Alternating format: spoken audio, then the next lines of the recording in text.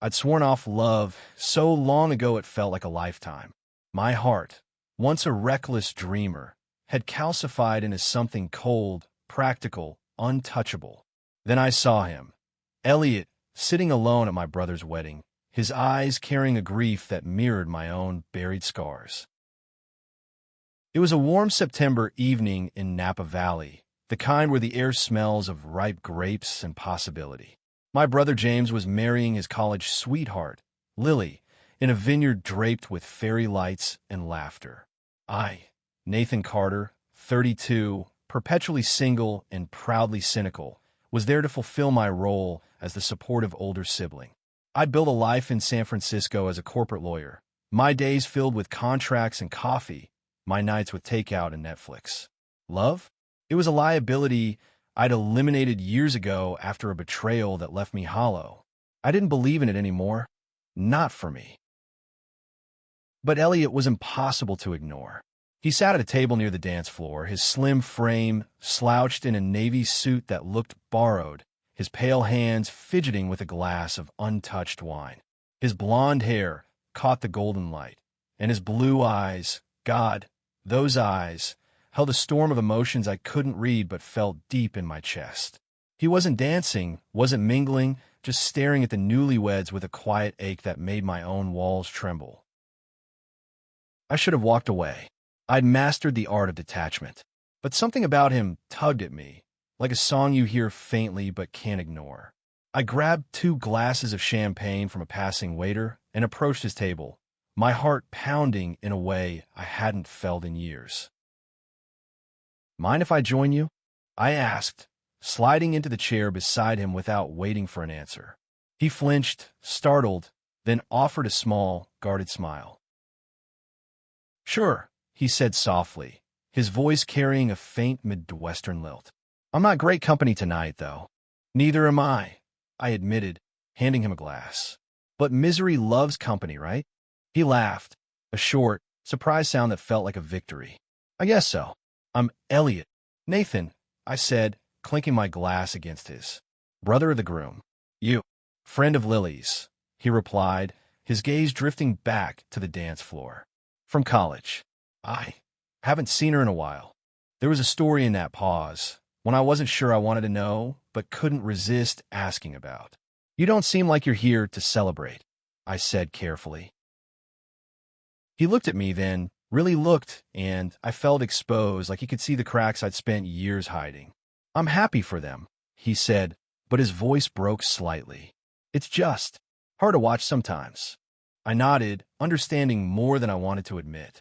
"Yeah, love's a lot easier to watch when it's not reminding you of what you've lost." His eyes widened, and for a moment, we were just 2 strangers sharing a truth neither of us wanted to voice. The music swelled, a slow ballad, and couples swayed under the twinkling lights. I took a sip of champagne, the bubbles sharp against my tongue, and decided to take a risk. "Want to get out of here?" I asked. "There's a quiet spot by the vineyard. Better view, less everything." He hesitated, then nodded. "Yeah, okay." We slipped away from the reception, the noise fading as we walked through rows of grapevines, the earth soft under our shoes. The sunset painted the sky in hues of orange and pink, and for the first time in years, I felt something stir inside me. Something dangerous, something alive.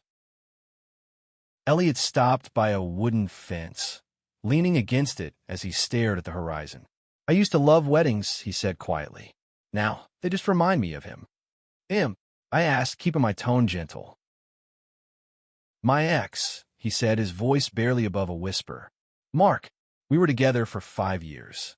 Planned a life together. Then he left. No warning, no explanation. Just gone." The rawness in his voice hit me like a punch. I knew that kind of pain, the kind that makes you question everything you thought you were. "I'm sorry," I said, meaning it. "I get it. My ex, Chris, did something similar. Cheated, lied, then walked out. That was 7 years ago. I haven't dated since." Elliot turned to me, his expression softening. 7 years? That's a long time to give up on love. I shrugged, trying to play it off. Easier than getting hurt again. He nodded, but there was a flicker of defiance in his eyes. Maybe, but don't you ever miss it? The feeling of possibility? I didn't answer right away. The truth was, I did miss it, sometimes so much it ached. But I'd buried that part of me so deep I wasn't sure it still existed. Until now. Until him. We stood there in silence, the vineyard stretching out around us, the air heavy with the scent of earth and grapes. I wanted to say something to bridge the gap between us, but words felt inadequate. Instead, I reached out, my hand brushing against his. He didn't pull away. For the first time in years, I felt hope, fragile, terrifying, but real. The vineyard seemed to hold its breath as our hands touched, a fleeting connection that sent a jolt through me. Elliot's fingers were warm, hesitant, but they lingered against mine, and in that moment, I felt the walls I'd built start to crack. I wasn't ready for this. Not for him, not for the way he made me feel alive again. We walked back to the reception, the fairy lights casting a soft glow over the crowd.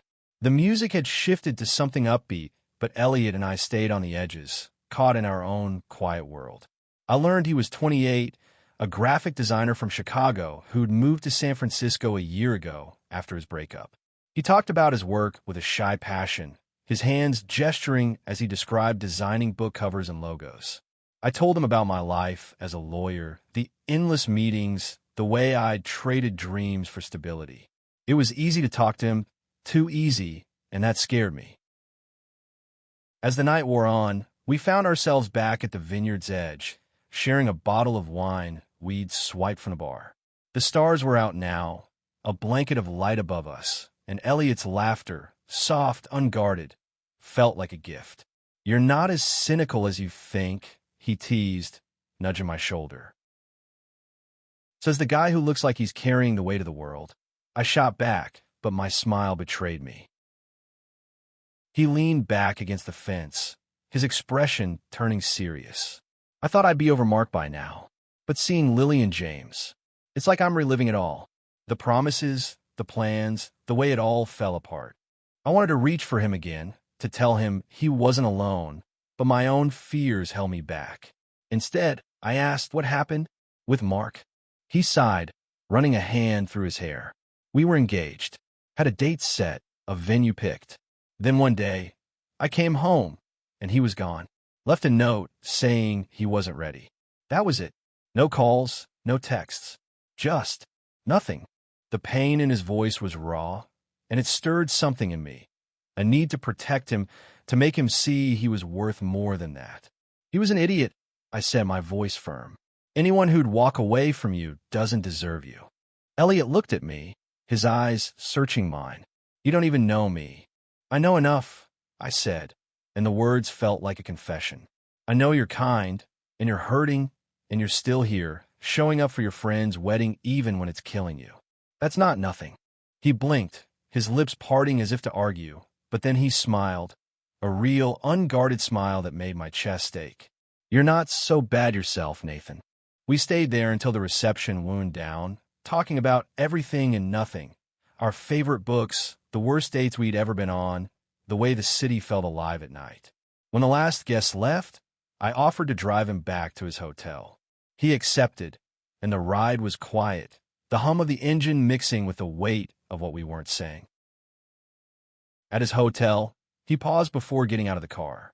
"Can I see you again?" he asked, his voice barely above a whisper. My heart stuttered. I wanted to say yes, wanted it more than I'd wanted anything in years. But the fear was still there, whispering that this was a mistake, that I'd get hurt again. "I don't know if I'm ready," I admitted. He nodded, his expression soft but resolute. "I'm not either, but I think maybe we could figure it out together." I watched him walk into the hotel, his silhouette disappearing through the glass doors. For the first time in 7 years, I didn't feel alone. The next morning, I woke up with his words echoing in my head. I wanted to see him again, but doubt gnawed at me. What if I was wrong about him? What if I was just chasing a feeling I'd never hold on to? I pushed the thoughts aside and texted him, suggesting coffee. He replied almost instantly, "I'd love that. Noon?" We met at a small cafe in a Mission District, the kind with mismatched chairs and the smell of fresh pastries. Elliot looked different in the daylight, less guarded, more vibrant, his blue eyes catching the sunlight through the window. We talked for hours, the conversation flowing as easily as it had the night before. He told me about growing up in a small town in Ohio, about coming out to his family, and the way they'd embraced him despite their conservative roots. I shared stories of my own childhood, of summer spent with James at our grandparents' cabin in Maine, of the moment I realized I was gay and the fear that came with it. By the time we left the cafe, the sun was setting, and I didn't want the day to end. "There's a park nearby," I said. "Want to keep talking?" He grinned. "Lead the way." We walked through Dolores Park, the city sprawling below us, and I felt something shift. For the first time in years, I wasn't just going through the motions. I was present, alive, and it was because of him. The weeks that followed were a blur of stolen moments. Elliot and I met for coffee, then dinners, then long walks through the city. Each time, I felt the ice around my heart thaw a little more. He had a way of making the world feel brighter, his laughter a balm to wounds I hadn't realized still bled. But with every step closer, the fear grew louder. I'd been burned before. What made this different? One evening, we ended up at my apartment, a modest place with too many books and not enough color. I'd cooked dinner, pasta with a sauce I'd spent hours perfecting, mostly to impress him. He sat on my couch, his shoes off, his legs tucked under him, and I couldn't stop staring. He looked like he belonged there, and that thought terrified me.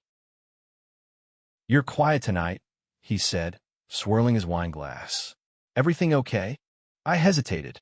I wanted to tell him how much he was starting to mean to me, how he was unraveling everything I thought I knew about myself. But instead, I said, "Just thinking about work. Big case coming up." He raised an eyebrow, unconvinced. "You're a terrible liar, Nathan." I laughed, caught. "Okay, fine. I'm just not used to this. To you." He set his glass down and leaned closer, his eyes soft but intense. "What do you mean?" I took a deep breath, the words spilling out before I could stop them. "I mean, I've spent years convincing myself I don't need anyone, that I'm better off alone. And then you show up, and you're everything I didn't know I was missing. It scares the hell out of me." His expression softened, and he reached for my hand, his touch steadying me. "I'm scared too," he admitted. "After Mark, I didn't think I'd ever feel this way again. But with you, it's different. It's real."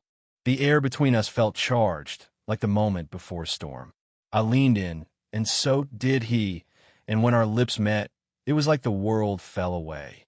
The kiss was slow, tentative, then deepened into something hungry, desperate, full of all the things we hadn't said. When we pulled apart, breathless, his forehead rested against mine. "I don't know how to do this," I whispered. "Neither do I," he said, his voice trembling. "But I want to try." That night, he stayed over, and we talked until dawn, wrapped in each other's arms. It wasn't just physical. It was a connection I hadn't felt in years, maybe ever. But the next morning, reality crept in. My phone buzzed with a text from James. "Dinner tonight? Lily wants to meet your mystery guy." I froze. Meeting my family was a step I wasn't sure I was ready for. Elliot noticed my hesitation and frowned. "What's wrong?" "My brother," I said, showing him the text. "He wants us to come to dinner." Elliot's face lit up. "That sounds nice. I'd love to meet them." I wanted to share his enthusiasm, but the thought of bringing someone into my family's world felt like exposing a wound. What they saw through me? What if they saw how much I was starting to care and how terrified I was of losing it? We went to dinner at James and Lily's new house, a cozy place in Oakland filled with wedding gifts and warmth. Lily was all smiles, hugging Elliot like an old friend, while James gave me a knowing look. Over roast chicken and too much wine, Elliot charmed them both, telling stories about his college days with Lily and making James laugh with his dry humor. I watched him, my heart swelling with something I wasn't ready to name. But as the night went on, I noticed Elliot's smiles falter when he thought no one was looking. During a quiet moment in the kitchen, I pulled him aside. "You okay?" I asked. He nodded, but his eyes betrayed him. Just memories. Lily and I used to talk about our weddings back in college. I thought I'd have that with Mark. Being here, it's a lot. I wanted to fix it, to take away his pain, but all I could do was hold his hand. You don't have to go through it alone, I said. I'm here. He squeezed my hand, his eyes shining. I know. That night, as we drove back to my apartment, I realized I was falling for him, hard. And that realization came with a new fear. What if I wasn't enough to heal his broken heart? Falling in love with Elliot was like waking up from a long, gray dream. Every moment with him felt vivid, electric, but it also made me acutely aware of how fragile it all was. I'd spent so long protecting myself that letting him in felt like standing on the edge of a cliff, waiting for the fall. We spent more time together, our lives intertwining in ways I hadn't anticipated. He'd leave sketches on my kitchen counter, quick drawings of the city, of me, of us. I'd find myself smiling at them when he wasn't around, my apartment suddenly feeling like a home. But with every high came a low. I'd catch myself waiting for the other shoe to drop, for Elliot to realize I wasn't worth the risk. One rainy afternoon, we were at his small studio in the Castro, surrounded by his art supplies and half-finished canvases. He was working on a book cover, his brow furrowed in concentration, and I was reading on his couch, stealing glances at him. The rain pattered against the windows, and the room felt like a cocoon, safe from the world outside. You're staring, he said without looking up, a smile tugging at his lips. Can't help it, I replied, closing my book. You're kind of beautiful when you're focused. He blushed, setting his pencil down. You're not so bad yourself, you know. I crossed the room and sat beside him, our knees touching. What's this one about? I asked, nodding at the sketch, a figure standing under a stormy sky. It's for a novel about second chances, he said. A guy who loses everything and finds a reason to keep going. Sounds familiar, I said, my voice softer than I intended. He looked at me, his eyes searching. Nathan, what are we doing? This. Us. It's real, isn't it? The question caught me off guard, and my old instincts screamed to deflect, to protect myself. But I was tired of running. Yeah, I said, my voice steady. It's real. He leaned in, kissing me with a tenderness that made my chest ache. But when we pulled apart, his expression was clouded. There's something I need to tell you, he said, his voice hesitant. Mark, he's been texting me. My stomach dropped. What? He reached out a few weeks ago, Elliot said, looking down at his hands. Said he made a mistake, that he wants to talk. Anger flared in me, mixed with a fear I couldn't name. What did you say? Nothing yet, he said quickly. I didn't know how to respond. But I thought you should know. I want to tell him to block Mark, to forget him, but I saw the conflict in his eyes. Mark had been his world, and part of him was still tethered to that past. Do you still love him? I asked, hating how vulnerable the question made me feel. Elliot shook his head. No, I don't. But I don't know if I'm over what he did to me. And I don't want to hurt you, because I'm not whole yet.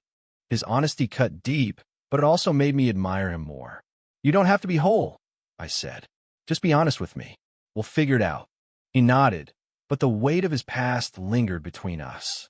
Over the next few days, I could feel him pulling back, not entirely, but enough to make me question everything. I threw myself into work, trying to drown out the fear that I was losing him before I'd even fully had him. Then, one evening, he showed up at my office, his hair damp from the rain, his eyes bright with something new. I told Mark I'm done, he said without preamble. I told him I moved on. Because I have. With you. Relief flooded me, but it was tempered by caution. Are you sure? I asked. He stepped closer, his hands finding mine. I'm sure. I don't know what this is yet, Nathan, but I know I want it. I want you. We kissed in an empty office, the city lights glittering through the window, and for the first time, I let myself believe this could work. But life has a way of testing you when you least expect it. A week later, I got a call from James. Lily ran into Mark at a gallery opening, he said. He's back in town, and he's asking about Elliot. The news about Mark hit like a cold wave. I didn't tell Elliot right away. I couldn't. He was finally starting to let go, to trust in us, and I didn't want to drag him back into the pain of his past. But keeping it from him felt like a betrayal, and I hated myself for it. We were at a small jazz club in the city, the kind of place where the music wraps around you like a warm blanket. Elliot was laughing, his hand resting on my knee, and for a moment, I could pretend everything was perfect, but the truth gnawed at me, and when the band took a break, I couldn't hold it in any longer. "Elliot, there's something I need to tell you," I said, my voice low. He frowned, sensing the shift. "What is it?" "Mark's back in San Francisco," I said, watching his face. "Lily saw him. He's been asking about you."